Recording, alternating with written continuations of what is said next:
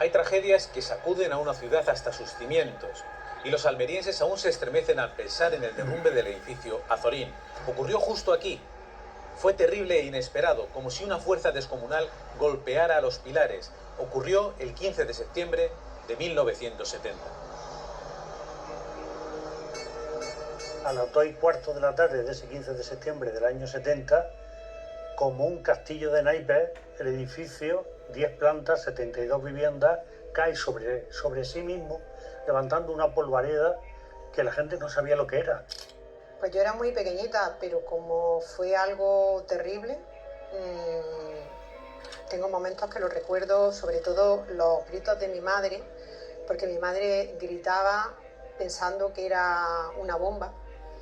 Y en ese momento se abrieron las ventanas de la casa y entró tierra roja, era como un humo rojo, algo así difícil de describir, pero porque estábamos todos muy asustados y era todo era rojo, era tierra roja, como no sabíamos qué era. Y sí recuerdo cuando me asomé, cuando saqué la cabeza, como vi a alguien, pero me tapé los ojos, vi a alguien caer al vacío. Y recuerdo a mi hermano asustado, estábamos todos, mi tía no sabíamos nada, y mi madre llorando y gritando. Hay que tener en cuenta que en el año 70 la ciudad de Almería era pequeña, prácticamente todo el mundo se conocía. El impacto fue terrible, fue terrible. 50 años después, a las personas mayores de la ciudad, tú le hablas, le dices edificio Azorín y se le ponen los pelos de punta. Aquello fue una hecatombe, fue una tragedia.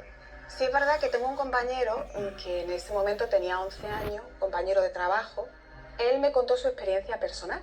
Él vivía cerca de la zona, en esa zona, en la calle Altamira, y él sí recuerda, porque tenía 11 años, él sí recuerda el momento de que se derrumba el edificio, el ruido, salió a la calle, la nube de polvo, y sobre todo lo que le ha impactado y le ha quedado en su memoria es operarios que estaban en obra de la zona, porque esa zona estaba en ese momento construyéndose muchos edificios, cómo corrían hacia el lugar del derrumbe. Y lo que le ha quedado sobre todo es el rostro de ellos. Ese rostro de incertidumbre, de dolor, de no saber qué estaba pasando, porque claro, hasta que no llegaron, pero claro, lo que estaba pasando tiene que ser algo muy grande porque había una gran nube de polvo y un ruido tremendo. Creo que se puede comparar, y no pretendo exagerar ni mucho menos, con lo que puede ser el 11S en Nueva York o en los Estados Unidos. Es decir, una tragedia inesperada donde mueren muchas personas, estamos hablando de 15 obreros que mueren, y por otro lado, toda la parte heroica de almerienses, médicos, policías, bomberos, la Diputación, otro organismo oficial, incluso niños al salir del colegio que iban allí con el único afán de intentar ayudar a las víctimas, encontrar personas con vida e intentar paliar un poco a que esa tragedia que había vivido la ciudad.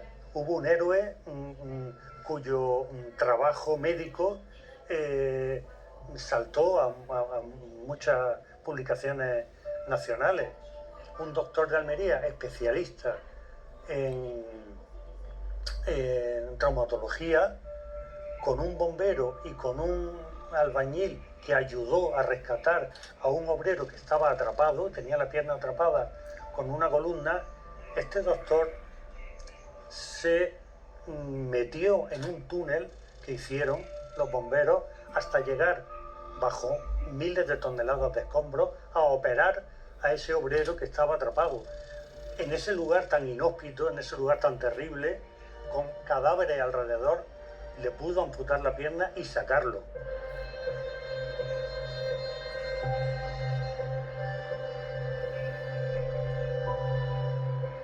Tiempo después, muchas de las personas relacionadas con el edificio sufrieron extraños incidentes. Por eso aún hay quien piensa que aquella obra estaba maldita. Hay una serie de situaciones totalmente dispersas una de otra, pero que todas tienen que ver con gente que ha participado directa o indirectamente en la historia del edificio Azorín, y todas en un breve periodo de tiempo. Estamos hablando de 5, como mucho 10 años después del derrumbamiento del edificio. El magistrado Navarro Esteban, por ejemplo, a los pocos días de iniciarse el proceso judicial, él estaba dentro del tribunal que iba a enjuiciar el caso, pues de pronto lo tienen que atender porque le da una infección y a vida o muerte, y rápidamente lo tienen que intervenir. El presidente de la Audiencia Nacional, que se hizo cargo también de este juicio, tiempo después, siendo presidente de la Audiencia Provincial, fallece también de repente. Casos como, por ejemplo, el del arquitecto. Este hombre va a Nigeria por motivos laborales, allí contrae una extraña enfermedad tropical y fallece a los pocos días de volver de ese viaje. Pero es que, por ejemplo, su madre, Adela Pérez, que curiosamente estaba al frente de la Cruz Roja en Almería, es decir, que también participó en estas labores, también fallece 2 años después de ese derrumbe, justo en medio del proceso judicial, fallece. La viuda de Fernando Casinero fallece en un accidente de tráfico en Madrid años después. Son muchas cosas que es muy difícil hablar de que todo sean casualidades. Vecino de uno de los obreros más jóvenes que residía en la zona norte de la ciudad, en una calle pequeñísima. Sus vecinos cuando murió este chico, comenzaron a pasarle cosas raras. Ancianas que se caían sin saber por qué, personas que eran atacadas por gente que desapareció misteriosamente y jamás fueron detenidos, obreros que vivían en esa calle, que iban al Tajo y inesperadamente su moto se resbalaba y ellos sufrían heridas, un matrimonio que residía pared con pared, cuyo hijo de repente sufrió una intoxicación por un combustible. Podemos hablar de accidentes, por ejemplo, el presidente de la Diputación de Almería, de aquella época, Jesús Durban, él recibe una condecoración, un homenaje, porque es cierto que Diputación de Almería se volcó muchísimo en el rescate, pues justo el día después de recibir un homenaje por su labor de ayuda, él tiene un accidente de tráfico en el que sale gravemente herido. Accidentes como el que tiene, por ejemplo, el jefe de los servicios sanitarios de la época de aquí de Almería, que este hombre era valenciano y tiempo después, estando allí en su tierra, en el mar, le muerde un tiburón y le arranca los 5 dedos de un pie. Murieron 15 personas, pero si hubiera ocurrido con el edificio totalmente habitado, hubieran sido más de 300. Cuentan que la sombra de la muerte se extiende mucho más allá del suceso, y hay quien dice que antes de que colapsara ya se podía sentir en el interior una mala energía. Yo la verdad que cuando se produce el derrumbe tengo 3 años y medio, o sea que era una niña, pero sí es verdad que yo tengo recuerdos del edificio y recuerdos de esas visitas que hacíamos con mi hermana y yo con mis padres. Me dijo, siempre que íbamos a visitar el edificio en obra, tu padre comentaba que no le gustaba, que había algo allí que no le gustaba, que él veía algo raro, que notaba una sensación extraña. Claro, mi madre le quitaba importancia a eso, pero desgraciadamente no se equivocó.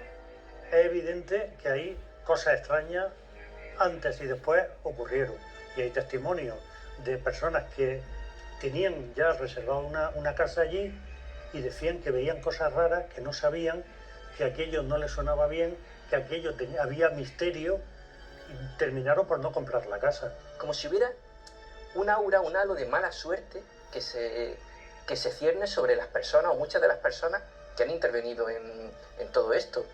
¿Por qué se ocultó? Es decir, ¿por qué de esto no se quería hablar, ¿no? No lo sé, pero en una tragedia tan enorme para la zona, con tanto impacto para la ciudad de Almería, ¿por qué se oculta?